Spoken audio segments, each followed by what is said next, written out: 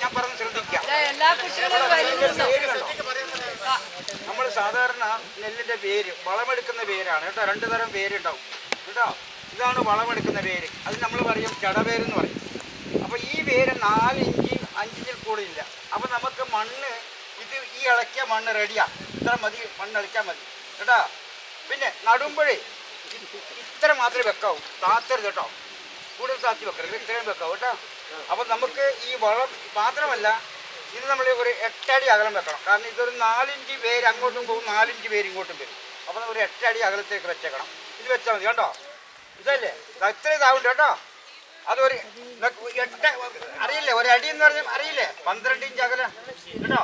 അതുപോലെ വെക്കാം, ലേശം വിട്ടുന്നുള്ളൂ എല്ലാവരും കേട്ടോ. അങ്ങനെയല്ലേ, ഓരോന്നെടുക്ക്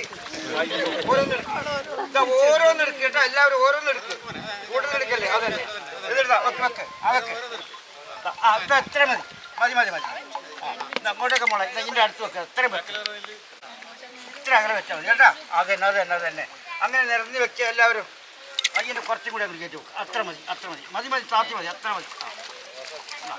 അതന്നെ അതന്നെ അങ്ങനെ വെച്ചോളൂ കേട്ടോ. അപ്പൊ മനസ്സിലായില്ലേ? അതുപോലെ വെക്കണം കേട്ടോ.